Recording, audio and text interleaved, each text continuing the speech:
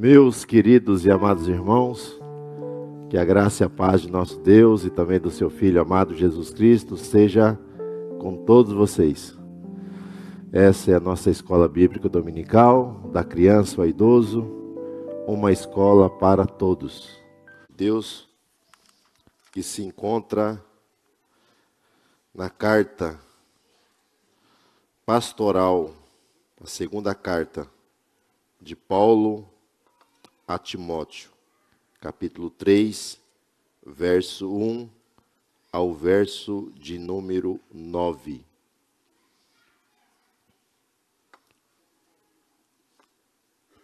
Como de costume, irmãos, eu estarei lendo o primeiro versículo, os irmãos lerão o seguinte, até encerrarmos a leitura proposta para esta manhã, para o ensino dominical.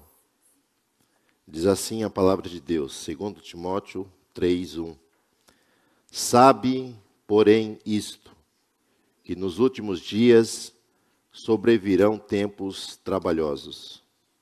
Porque haverá homens amantes de si mesmos, avarentos, presunçosos, soberbos, blasfemos, desobedientes a pais e mães, ingratos, profanos, Sem afeto natural, irreconciliáveis, caluniadores, incontinentes, cruéis, sem amor para com os bons, traidores, obstinados, orgulhosos, mais amigos dos deleites do que amigos de Deus, tendo aparência de piedade, mas negando a eficácia dela. Deste afasta-te. porque desse número são os que se introduzem pelas casas e levam cativas mulheres nécias, carregadas de pecados, levadas de várias concupiscências. Que aprendem sempre e nunca pode chegar ao conhecimento da verdade. E como Janes e Jambres resistiram a Moisés, assim também estes resistem à verdade, sendo homens corruptos de entendimento e reprobam quanto à fé. Todos juntos. Não irão, porém, avante, porque a todo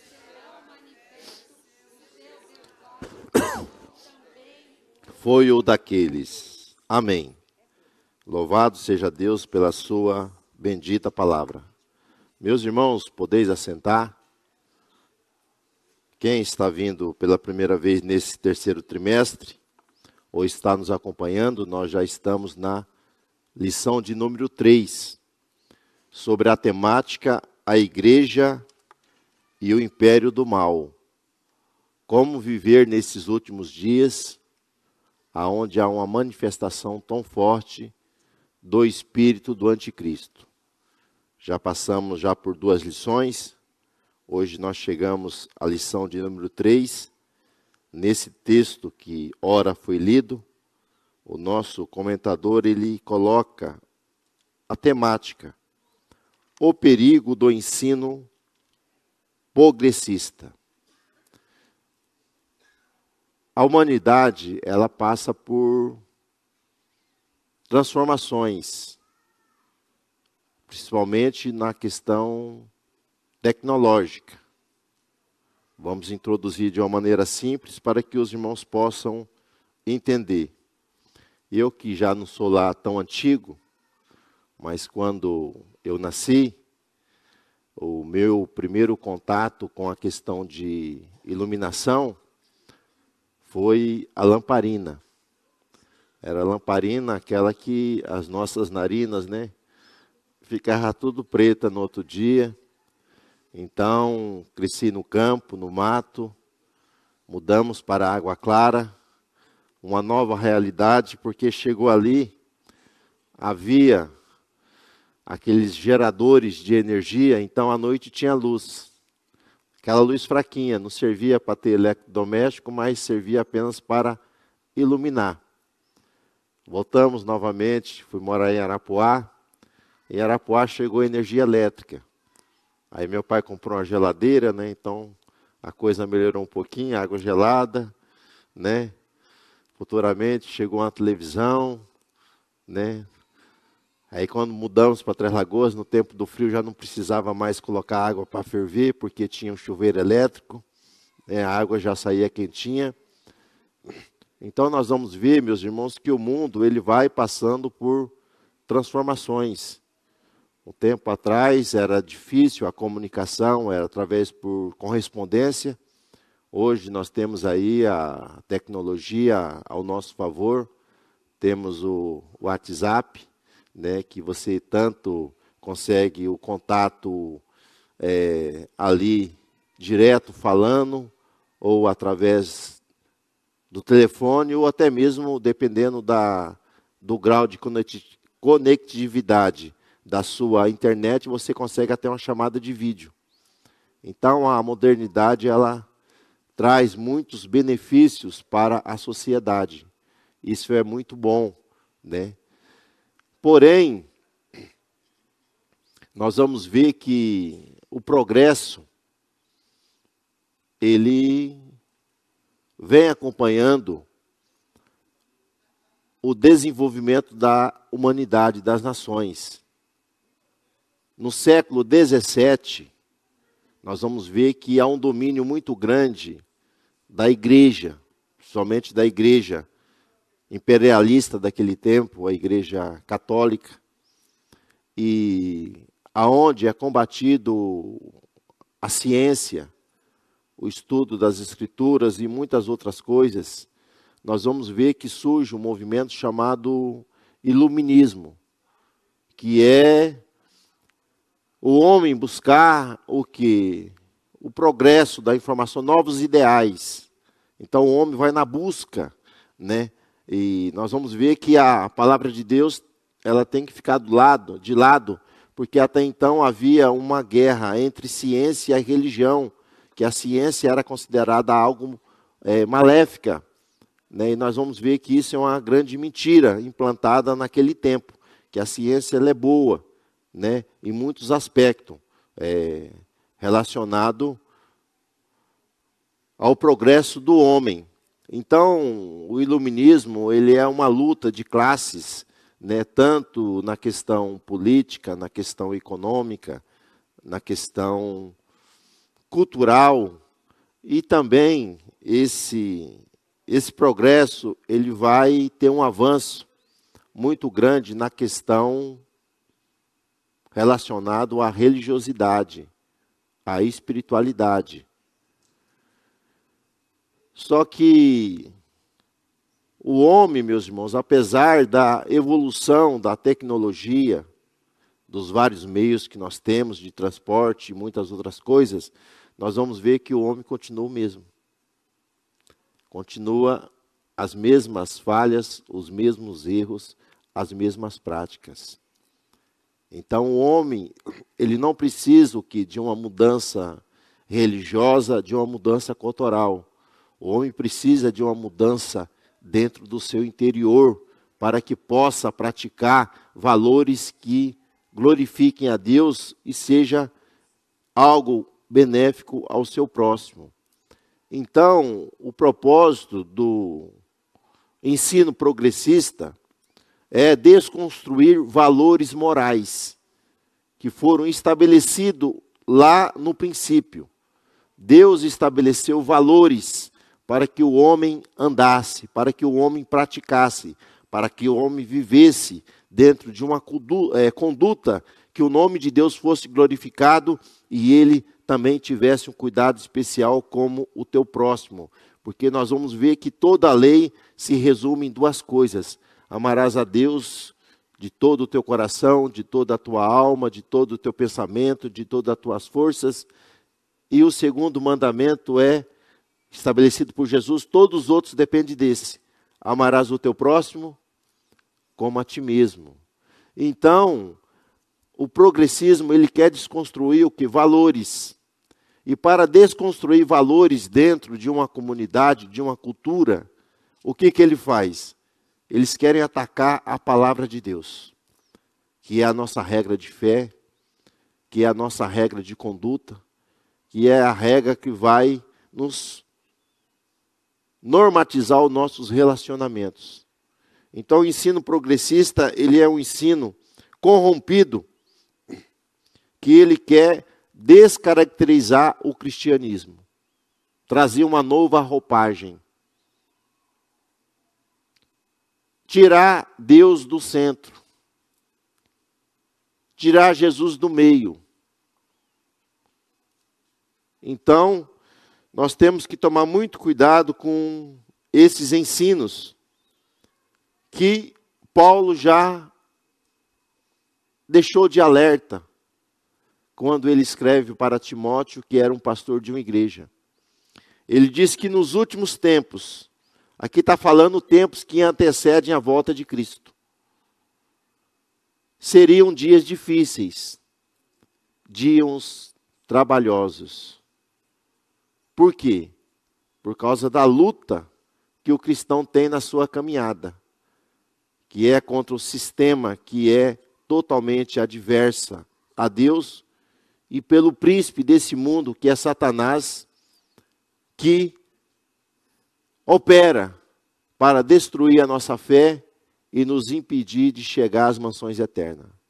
Então nós temos o quê? Uma batalha diante da nossa caminhada, diante da nossa jornada. E a primeira desconstrução ou descaracterização do cristianismo por essa corrente progressista, por esse ensino, dizendo que o passado ficou, precisamos de coisas novas. Muda para nós, por favor, aí, Lucas. É a descaracterização do cristianismo. Nós vamos ver isso pela deteriorização moral. Então, a corrupção, a podridão moral, ela é estabelecida como uma verdade.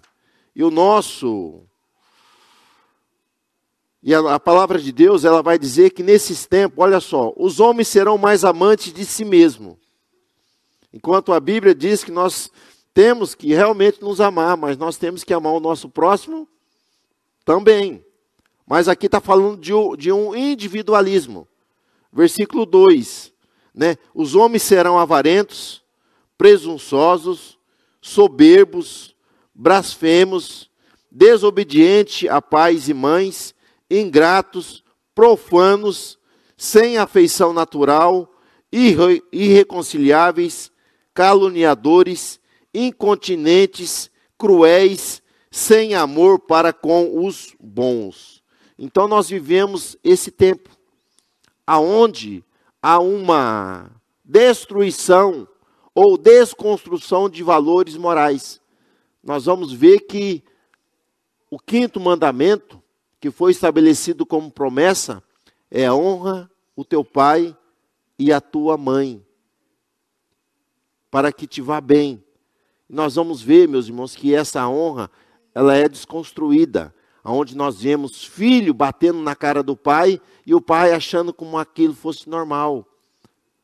Filhas maltratando a mãe e como se isso fosse algo normal. Então nós vamos ver que valores corrompidos acabam sendo aceitos por uma sociedade que também acaba sendo corrompida pelo pecado. Aonde o homem, ele blasfemar diante de Deus, isso é algo normal. Aonde ele se rebelar contra uma estrutura que Deus estabeleceu, isso é normal. Nós vamos ver que a descaracterização do cristianismo vai dentro da própria família. Deus já no princípio estabeleceu o quê? A união, o casamento entre macho e fêmea, entre homem e mulher. Mas aí é uma desconstrução. Aonde isso virou o quê? Algo normal aí fora. Homem com homem, mulher com mulher. E até mesmo, meus irmãos, em alguns lugares, né, o homem com animal. Que virou o seu amante, vive ali com ele, e quando ele sai, ele deixa ali a escritura dos seus bens, doado que é o seu animalzinho. Como se isso fosse algo normal. Então, essa escala dentro da sociedade desconstrói o cristianismo, sabe por quê? Porque em alguns arraiais, em algumas comunidades que se diz cristãs, já se aceita e tolera esse tipo de coisa. Esse tipo de pecado, esse tipo de iniquidade é algo aceito. Então, há muitas investidas heréticas. Muitas coisas, meus irmãos, que segundo a palavra de Deus é errada, mas eles dizem que diante do progresso que nós vivemos, diante da modernidade da humanidade, nós vamos ver que é necessário ter mudanças. Que aquela cultura passada, em que o filho pedia a bênção para a mãe, chamava o pai e mãe de Senhor, e isso foi desconstruído.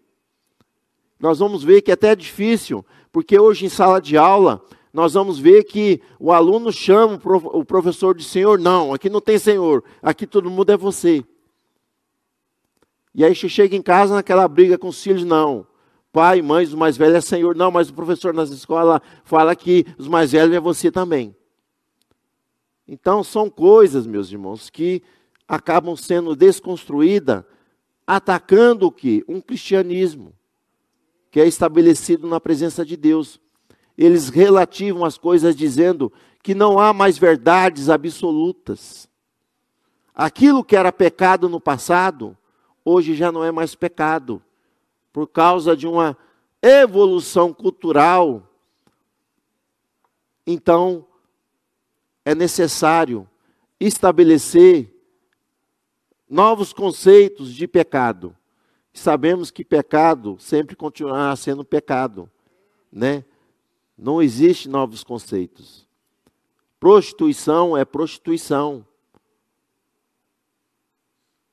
O sexo fora do casamento, isso é abominação, é pecado, é uma fornicação contra a palavra de Deus, contra aquilo que Deus estabeleceu. Então nós vamos ver que dentro dessa deteriorização moral, há o hedonismo. O que é o hedonismo? O hedonismo significa que o meu prazer está acima de todas as coisas. Logo, não tem nenhuma importância, antes do casamento, dar uma experimentadinha. O homem, de vez em quando, ele precisa, né, dar uma puladinha de cerca, experimentar aquilo que é um pouco diferente. E isso aí fora, dentro da sociedade, é algo normal. Que infelizmente querem trazer para o Arraiais do Santo.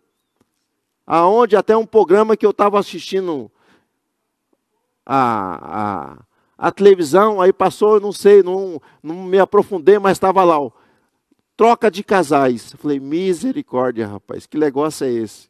Né? Troca de casais, alguém vai para outra casa. Eu falei, misericórdia, meus irmãos.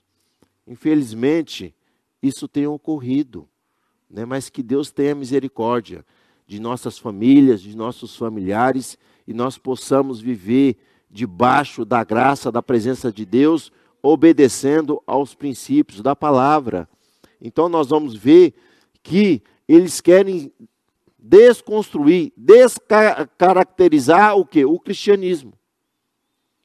Cristianismo é aquele que é semelhante ao quê? Ao seu Cristo, que segue aquilo que está estabelecido dentro da palavra de Deus. Mas para que ele venha desconstruir o quê? Essa questão de moralidade, o que nós vamos entrar no segundo item, eles atacam o que é a ortodoxia bíblica. O que é ortodoxia? Significa a verdade, a interpretação correta das Escrituras. No versículo 5, Paulo escrevendo a Timóteo, está escrito lá, tendo aparência de piedade, mas negando a sua eficácia. Nós devemos afastar desses. Então nós vamos ver que o conteúdo doutrinário, o ensino, ele é trocado por uma aculturação, aonde vai trazer para o Arraiais dos Santos algumas culturas de uma sociedade corrompida para se entrelaçar com o evangelho, aonde tem as quadrilhas gospel, os arraiais gospel, e por aí vai, meus irmãos. Algumas festas pagãs, ou algumas festas mundanas, eles querem trazer para dentro de algumas comunidades, colocando uma roupagem cristã, enfraquecendo o que? A doutrina bíblica, onde o conteúdo doutrinário, ele fica de lado, e as igrejas sempre trabalham com essa questão de entretenimento, divertimento, essa questão de cultura, mas a palavra de Deus, ela é ficada de lado, onde vão introduzindo o que? Heresias destruidoras, que vão desconstruindo o caráter, os valores morais. Então eles começam a negociar a verdade da Bíblia, acrescentando o que? Padrões mundanos. Enquanto Paulo, escrevendo ao Romano, diz: não vos conformeis com esse mundo, mas transformai-vos pela renovação do vosso entendimento, para que possa experimentar a boa, perfeita e agradável de Deus, vontade de Deus. Quando ele fala, meus irmãos, não vos conformeis, ele está dizendo: não coloquei-vos na forma do mundo. O mundo tem uma forma de agir, uma forma de se relacionar. Nós não podemos pegar a forma do mundo e colocar para que nós possamos nos enquadrar nela, porque nós não vamos caber nessa forma. Porque nós sabemos que desonestidade é pecado. Sabemos que mentira é pecado. Sabemos, meus irmãos, que blasfêmias é pecado. Sabemos que praticar o mal, Deus não se agrada disso. Mas eles querem inverter os valores. Então há um enfraquecimento da doutrina. A palavra, ela é ficada em segundo plano. Aonde as mensagens que são pregadas não são mensagens doutrinárias para fortalecer o caráter, para levar as pessoas a se arrependerem. Mas uma mensagem é que Deus vai abrir a porta, Deus vai te dar uma chave, Deus vai te abençoar, mas Deus abençoa mesmo, mas eles falam que Deus vai abençoar sem ter mudança de caráter, sem ter mudança de padrão de comportamento. A pessoa vem como está e continua do mesmo jeito. E não é assim. Vem como está, mas Jesus vai operar na sua vida e vai te mudar se você ouvir a palavra, mas eles não trabalham com construção de valores. Onde algumas comunidades virou apenas um ciclo de reunião.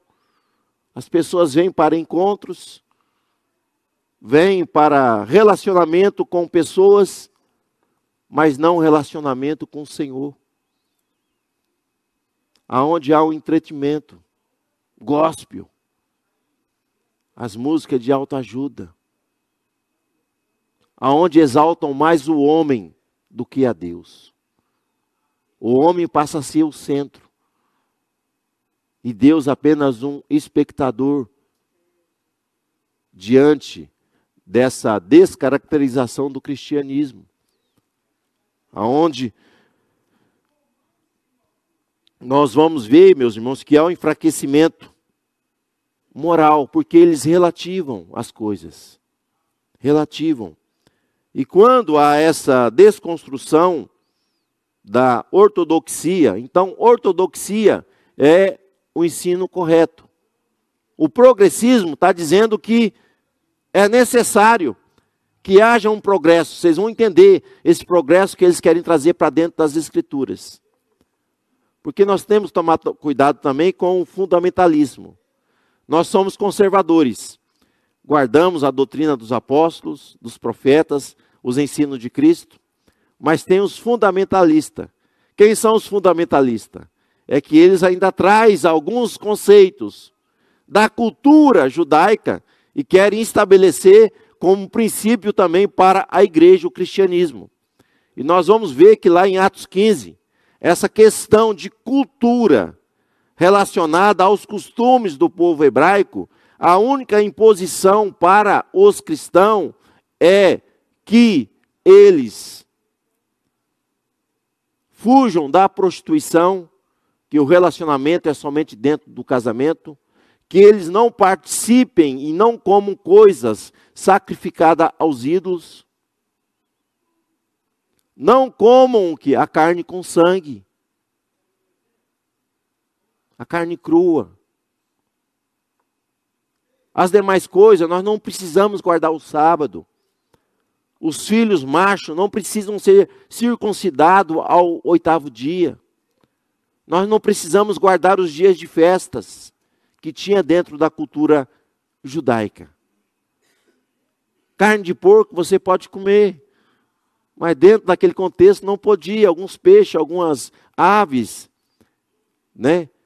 Então tem alguns fundamentalistas que eles vão até adiante. Eles falam que Adão e Eva eram vegetarianos. E logo o homem não pode comer carne. Né? Enquanto naquela visão que Paulo tem, ou melhor que Pedro, daquele lenço que descia com aqueles animais, Deus diz que tudo é santificado ao homem, o homem pode comer, desde que o homem ofereça com ação de graça. Então nós vamos ver que há um trabalhar do inimigo para enfraquecer a doutrina, porque quando a doutrina ela é enfraquecida, ela não é ensinada, meus irmãos, muitas coisas é empurrada goela abaixo. E as pessoas acabam aceitando certas coisas como normal. Nós vamos ver que até a igreja de Corinto, que era uma igreja aparentemente, podemos dizer, espiritual, porque eles estavam medindo espiritualidade pelos dons, mas Paulo fala que vocês não são espirituais, na verdade vocês são carnais, porque havia um pecado muito grave dentro da igreja, porque a igreja estava aceitando, que era a relação sexual entre um jovem e a esposa do seu pai, a sua madrastra. E a sociedade cristã ali de Corinto estava aceitando isso como uma normalidade. E Paulo fala, olha, na verdade vocês não são espirituais, vocês são carnais. Né? Vocês são carnais. Aí Paulo vai instruir a questão da disciplina, a questão que deve ser aplicada dentro da igreja para aqueles que cometem o quê? A iniquidade, aqueles que cometem o quê? Graves pecados. Esses precisam serem disciplinados para que venham se arrepender e possam se converter e voltar a Deus. Mas infelizmente em alguns lugares, né, há o passar a mão na cabeça para aqueles que corrompem o quê? Verdades estabelecidas por Deus. E terceiro, meus irmãos, a corrupção da fé. A gente sabe que a fé vem pelo ouvir. E ouvir o quê? A palavra de Deus. Logo, onde a palavra de Deus ela não é pregada, ou ela não é aplicada dentro do seu conteúdo verdadeiro, nós vamos ver que vai haver uma corrupção. Eu achei interessante, meus irmãos, que esses hereges, eles querem impedir a manifestação do poder e da graça e do favor de Deus. E Paulo vai citar um exemplo lá do Antigo Testamento. Quando Deus, ele manda Moisés e Arão até Faraó, para que Faraó deixasse o povo ir. E nós vamos ver que ali alguns milagres vão ser realizados ali diante de Faraó. Mas Faraó vai chamar uns magos, Janes e Jambres. E esses magos, aparentemente, eles vão fazer alguns milagres. Vai ocorrer alguns fenômenos ali. Para que Faraó fosse lubridiado. E hoje, meus irmãos, há falsificadores da palavra. Vem com a boa oratória. Vem ali com o seu carisma, a sua sedução, e as pessoas ficam, como se aquilo ali fosse verdade. Né? Os tal de coaches, ou aquele linguajar, aquela roupagem cristã, mas na verdade com a mensagem corrompida, com a mensagem venenosa. aonde o importante não é o ser, o importante é o ter.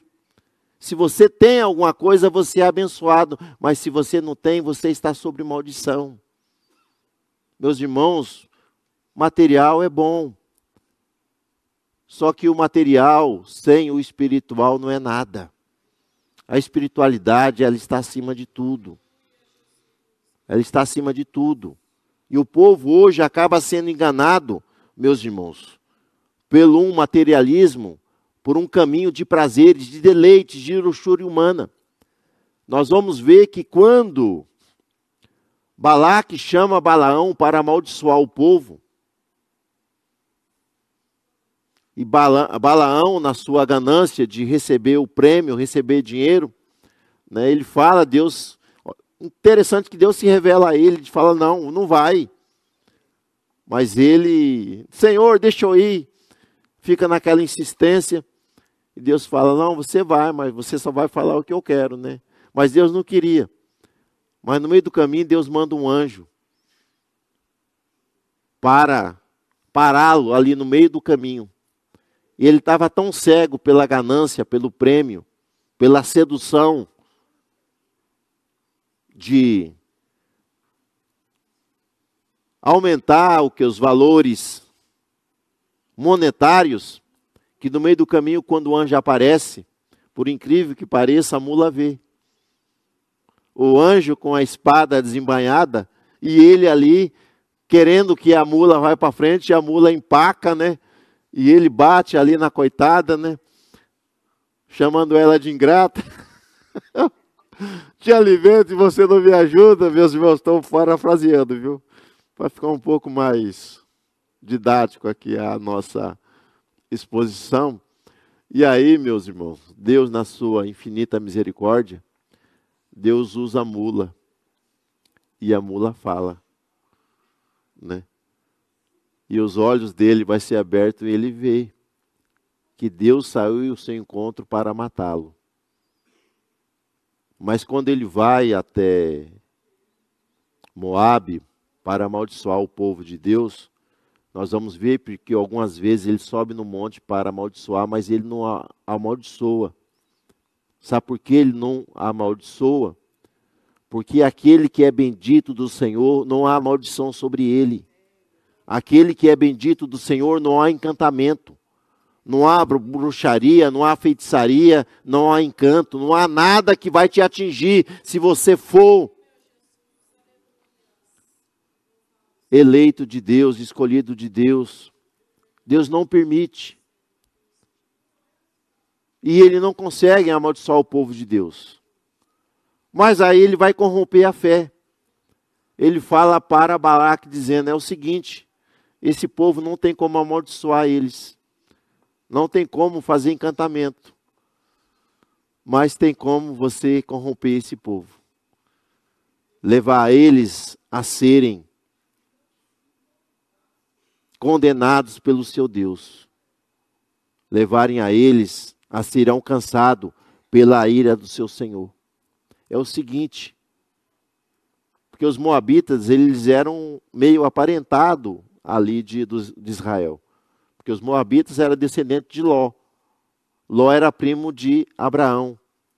Logo, Deus até tinha falado, vocês vão passar pelo Moabe, mas você não vai fazer guerra contra eles. E quando Israel quis passar, falou, não, vocês não vão passar por nós. Moisés falou, a água que beber nós pagamos. O pasto que o gado comer nós pagamos. Mas eles falam, vocês não passarão. Olha só. E aí Balaão diz, é o seguinte, convida o povo para a festa. Faz com que o povo venha se relacionar com o seu povo. Convida eles para a festa.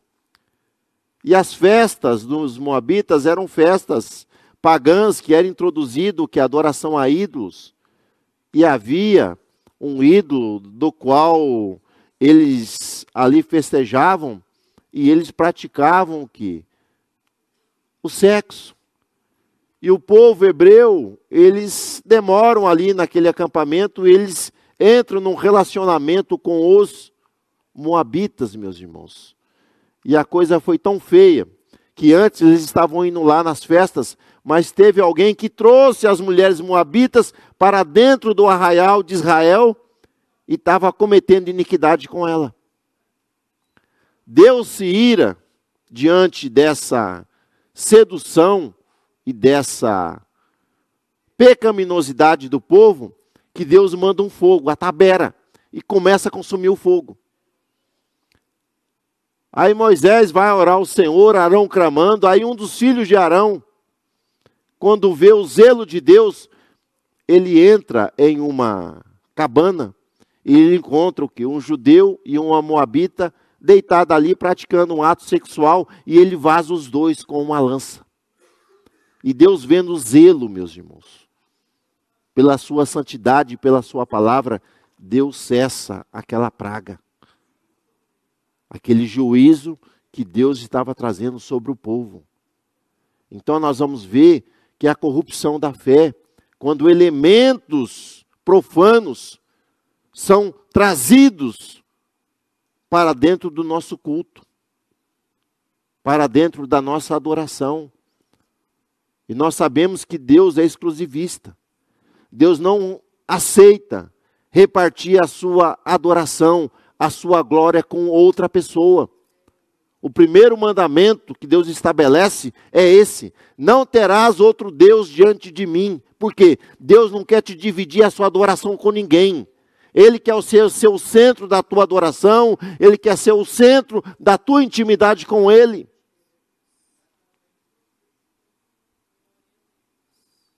E a corrupção da fé, meus irmãos, é repartir a adoração a Deus, a ídolos.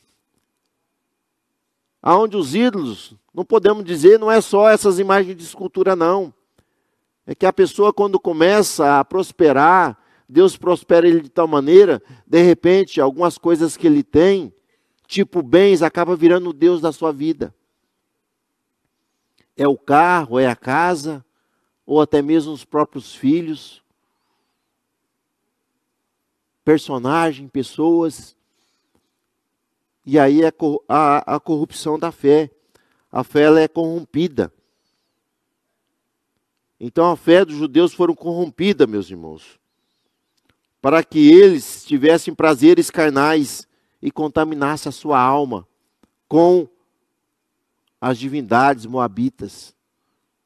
Mas Deus, meus irmãos, não é homem para que minta, nem filho do homem para que possa se enganar. Deus não se deixa escarnecer.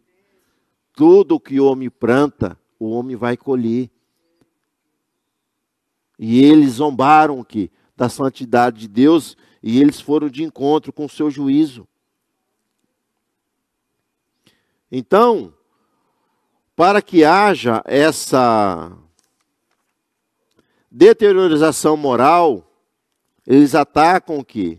A ortodoxia, corrompendo a fé. E qual a maneira deles corromperem a fé? Então essas teorias progressistas, vamos para o próximo slide, ô Lucas. Nós vamos ver que eles querem desconstruir o quê? As Sagradas Escrituras. Sabemos que a palavra de Deus é a nossa regra de fé, prática, conduta. Nela está a verdade. Só que eles dizem o seguinte: essa desconstrução, progressismo, há uma modernidade, há uma evolução. Logo, a Bíblia ela é um livro antigo. Logo, ela precisa ser atualizada. Vivemos em uma sociedade que há novos conjuntos de relacionamento que a Bíblia proíbe. Logo, a Bíblia ficou antiquada. Ela já não cabe mais dentro desse contexto. E ela precisa ser mudada. E eles vão dizer que a Bíblia ela não é totalmente inspirada. Há alguns relatos que foi escrito por Deus, mas outro foi escrito por homens. Logo, se foi escrito por homens, precisa de mudança, precisa de aperfeiçoamento, precisa de uma nova definição. Eles dizem que a palavra de Deus não é mais inerrante. O que é inerrância? É que a Bíblia não contém erros. Sabemos que há alguns erros de tradução, porque tanto o hebraico, o Antigo Testamento escrito em hebraico, o Novo Testamento escrito em grego, foram o quê? Traduzido para outras línguas. E logo, quando há erro que nessas traduções. A gente não fala algumas porque tem gente que aceita. Igual quando deu na nossa tradução, vamos usar um texto aqui, né? Quando Moisés pergunta para Deus, Senhor, qual é o seu nome? Deus diz, olha, eu sou o que sou. E a gente canta aquele, não, né? Deus, naquele cântico, eu sou, né? O grande eu sou. A gente sabe que Deus realmente, Ele é o eu sou, Ele é o né? Só que essa eu sou não está escrito na Bíblia no original. Mas o erro não está na nossa Bíblia, está na transliteração.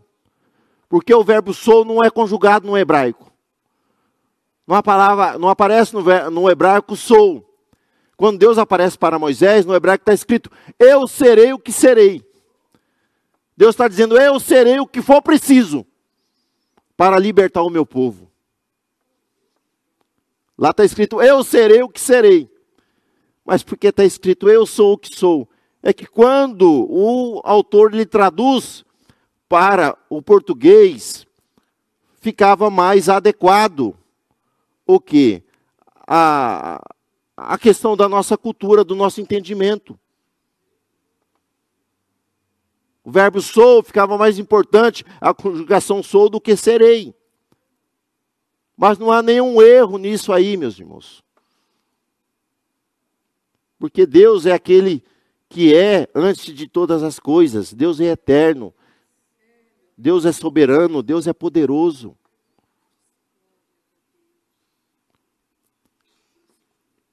Então, não há erro na palavra de Deus. Há algumas traduções que houve algumas mudanças.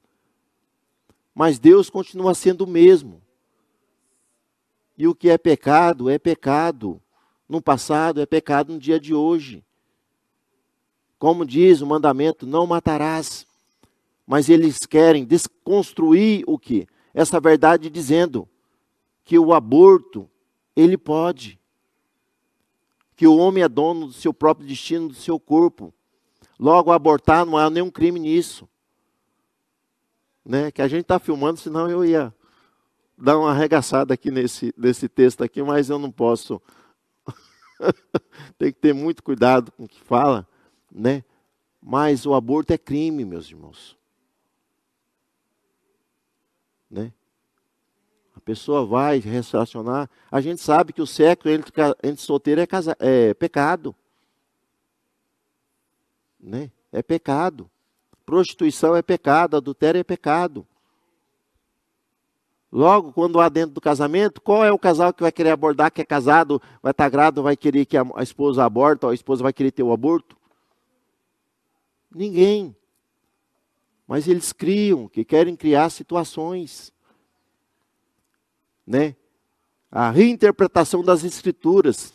Para quê? Para satisfazer um ensino corrompido. Igual essa questão de igreja LGBT, igreja homossexual. E aí eles querem reinterpretar a Bíblia para que essas coisas sejam aprovadas dentro das Escrituras. Mas tudo que é relacionado ao homossexualismo, meus irmãos, a Bíblia ela é contra.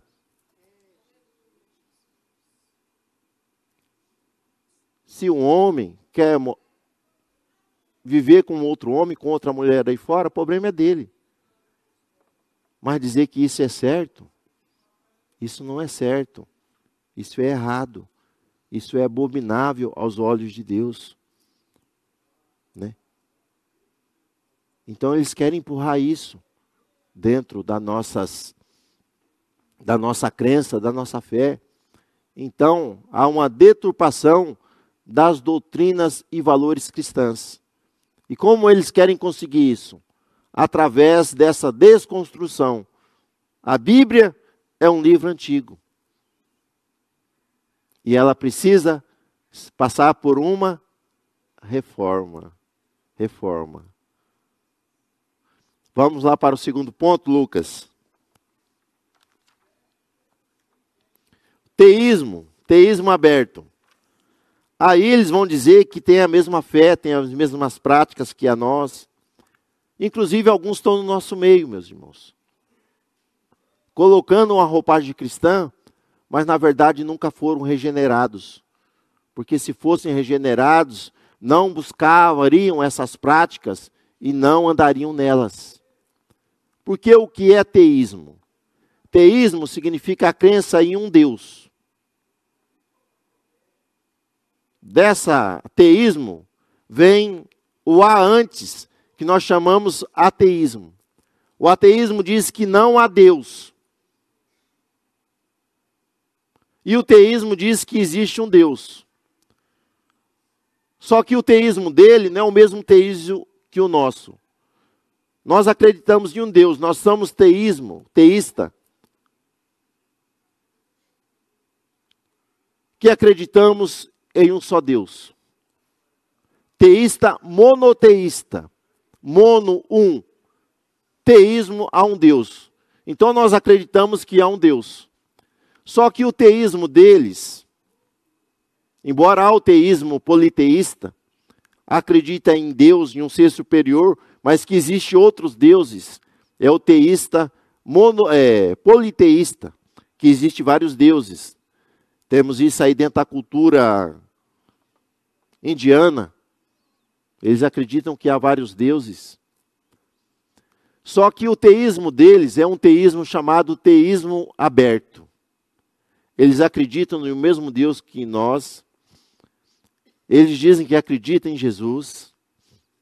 Porém, esse teísmo aberto, ele traz algumas aberrações. Ou algumas incompatibilidades com aquilo que nós cremos. Então nós cremos em um Deus todo-poderoso, em um Deus onisciente, que sabe todas as coisas, onipresente, que está em todos os lugares, um Deus que é presciente, que sabe todos os eventos, mas ele diz não, esse Deus, ele é limitado. Ele não conhece o futuro em detalhes. Então o teu futuro é você que pode determinar. Você pode fazer.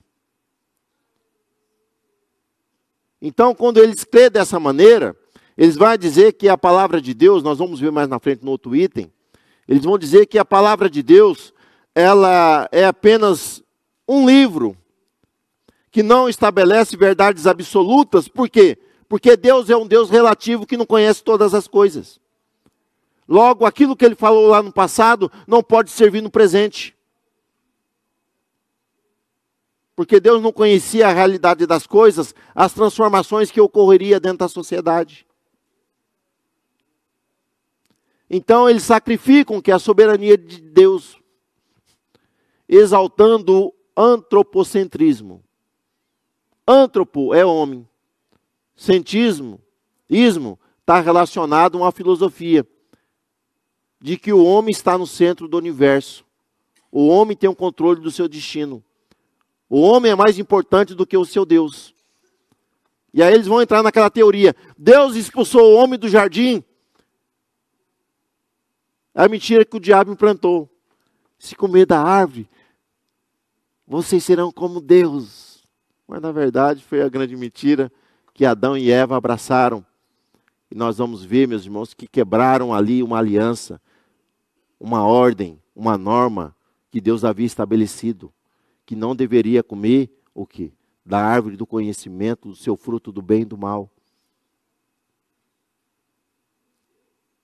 Logo, o homem perdeu o quê? Ali, o acesso à presença de Deus. Então, o antropocentrismo, eles querem tirar Deus do centro, da qual o homem é um semideus,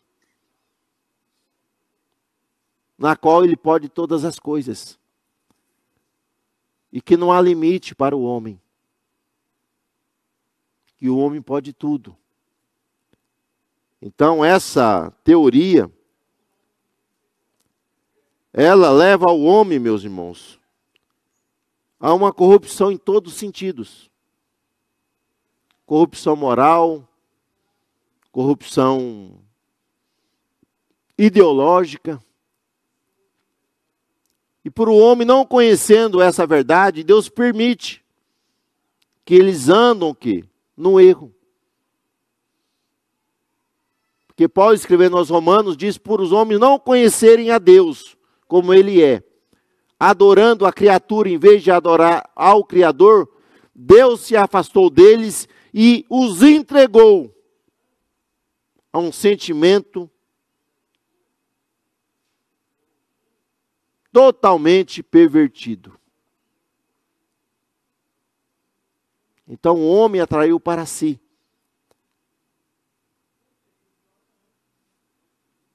essas coisas que é abominável aos olhos de Deus. Nós vamos ver que quando Deus aparece a Caim, aonde está o teu irmão? Ele vai entrar naquele diálogo para com Deus, dele se arrepender. Eu matei o meu irmão, Senhor. Não. Né? Sou, pois eu, o guardador do meu irmão? E quando Deus fala que vai lhe preservar a vida, ele procura se afastar de Deus. E Deus, na sua infinita misericórdia, coloca um sinal nele para que ninguém venha matá-lo. Mas ele prefere viver afastado da presença de Deus, entrando por um caminho totalmente dominado pelos seus impulsos. Então, quando eles dizem o teísmo aberto, eles querem desconstruir a Bíblia, porque eles creem que nenhum Deus que não é transcendente, porque Deus é transcendente, Deus é imanente, Deus está em cima no céu, mas Deus se manifesta também com os homens. Aí eles vão querer dizer que a Bíblia é um livro. Vamos lá para o próximo texto. Essa palavra eu tenho dificuldade de falar, que ela é muito comprida, né? A tal da demitologia. Coloca aí, irmão Lucas. Eu estou olhando para baixo aqui, mas sem óculos não vou ler o que está escrito aqui não. Demitologização. O que é isso? Eles querem dizer, meus irmãos, que a Bíblia ela não é um livro real. É um livro que tem muitos fatos que são mitos. São falácias, são fábulas, que não são verdadeiras.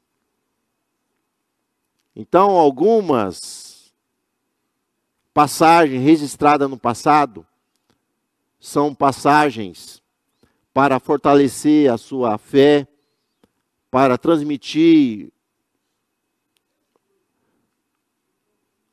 algumas realidades, mas que aquilo não aconteceu. Tipo, as quedas das muralhas de Jericó. Segundo eles, ali é apenas uma força da manifestação de Deus, para que o povo fosse encorajado a destruir os inimigos. Mas na verdade que as muralhas não caíram. É apenas um mito, é uma fábula. E usando essa interpretação de mito, eles vão chegar a um segundo ponto, dizendo que, na verdade, Jesus não teve um nascimento sobrenatural, da qual o Espírito Santo pousou sobre Maria, e Maria teve a concepção ali da geração de Jesus. Ele diz ali que aquilo ali é apenas um mito, é uma história, mas que esse tal fato não aconteceu. E muitos outros, eles querem negar, meus irmãos, a realidade, aonde milagres estabelecidos por Deus, eles dizem que aquilo ali são apenas algumas ilustrações para que você venha ter a sua fé fortalecida ou firmada, mas que na verdade aquilo não aconteceu. Então, a Bíblia é um livro de mitos, segundo eles. Nada mais do que isso. Mas para combater esse ensino progressista, nós temos que defender o que? A nossa crença, a nossa fé. Então, primeiro é refutando o que? A autoridade das Escrituras Sagradas. Então, a Bíblia, ela é infalível, ela não falha. Deus cumpriu e fez ser cumprida todas as suas promessas que ele fez desde Gênesis até a vinda de Jesus. E outras serão cumpridas. A palavra de Deus, ela não falha. Por isso nós temos esperança de uma eternidade. Porque ela está dizendo que Jesus voltará para buscar a sua igreja. Para a sua igreja ser arrebatada. E estar com Ele para sempre. Então nós cremos na inspiração da palavra de Deus. Nós cremos que a palavra de Deus, ela não existe erro. Há algumas linguagens mal traduzidas, mas a palavra de Deus, ela é a verdade. Então nós precisamos crer na Bíblia e praticar o que a Bíblia ensina. O que ela revela como verdade de Deus. Não podemos deixar com que a dúvida venha entrar em nossos corações. Deus está no controle de todas as coisas. Deus sabe de antemão e Deus já traçou a história.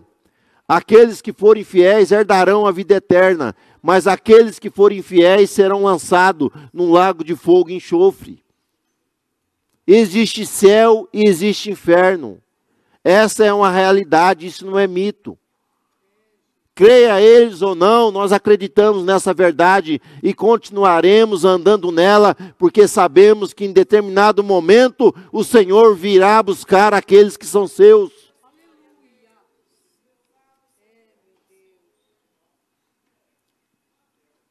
Então, meus irmãos, essas ideologias humanas, elas não podem desconstruir o que Deus falou, o que Deus estabeleceu. Precisamos continuar crendo. Por que você tem muita paciência mais curta? Eu não queria assim, que é sem barulho. Tá bom. Então nós vamos ver que a palavra de Deus, ela precisa ser ensinada, meus irmãos. No item 2, Lucas. Coloquei mais, vocês viram que eu coloquei mais slide agora, né? Então, nós temos a responsabilidade, a igreja precisa evangelizar e ensinar o que é a palavra de Deus. Porque antes o homem tinha uma velha natureza. Mas quando é ensinado a palavra de Deus, vai expor o que? O erro. E ele vai deixar o erro e vai entrar na verdade. Porque quando a pessoa aceita Cristo, não é ensinado valores, padrões, normas. A pessoa vai continuar do mesmo jeito. Mas a palavra de Deus precisa ser ensinada para que a pessoa venha andar o que na verdade. Segundo, terceiro, enfatizando a santificação. Então, meus irmãos, a palavra de Deus, ela precisa ser atrelada ao que? Às nossas condutas, a nossa maneira de agir. Sabemos que quando a pessoa aceita Cristo, há santificação espontânea. Quando a pessoa aceita Cristo, ocorre a redenção. Ela é justificada pelo sangue de Jesus, ela é coberta. Então Deus, quando olha para ela, não vê mais nela pecado. É a santificação instantânea. Porém, a pessoa precisa agora continuar o quê? a obra da regeneração. Ela foi regenerada através da palavra do Espírito Santo. Só que a regeneração, ela é progressiva, ela é contínua, como a santificação. Hoje eu preciso ser mais santo do que eu fui ontem. A cada dia eu preciso melhorar. A cada dia mais eu preciso estar me aproximando de Deus e estar deixando o quê? A velha natureza, e que o Espírito Santo possa estar produzindo em mim o quê? Uma nova vida. Porque a regeneração, ela é obra do Espírito Santo. Só que ela ocorre através da transformação da palavra. A pessoa vai ouvindo a palavra, e o Espírito Santo vai trabalhando nela, para que ela vai sendo moldada pela palavra de Deus. Para que possa alcançar o quê? Uma maturidade espiritual. Venha cada vez mais estar aparecendo com Jesus. Na sua maneira de agir, na sua maneira de andar. Então o homem precisa o que está buscando. Porque Deus, no Antigo Testamento, Deus, quando se revela ao povo hebreu, dizendo: eu sou santo, sede santo, porque eu sou apartado do pecado. E no Novo Testamento nós temos essa mesma afirmação. Nas cartas petrinas nós vamos encontrar Pedro escrevendo, Deus dizendo: eu sou santo, sede santo em toda a vossa maneira de viver. E o escritor aos Hebreus enfatiza a questão da santidade. Segui a paz com todos e a santificação, sem a qual ninguém verá a Deus. Ninguém encontrará com o Senhor, se estiver andando na prática do pecado. Porque santidade, meus irmãos, é estar apartado, estar afastado do pecado. Nós sabemos que há homem que não peca. Não há homem que não peca. Mas se nós pecarmos, se nós errarmos, nós temos um justo advogado diante de Deus, que se compadece das nossas falhas, dos nossos erros. E se nós chegarmos a Ele, pedindo perdão, todos os nossos pecados e todas as nossas transgressões serão perdoadas através do sangue de Jesus Cristo, e nós seremos renovados pela presença poderosa do Espírito Santo em nossas vidas. Aleluia. Então temos que batalhar pela fé, meus irmãos, que uma vez foi dada aos santos.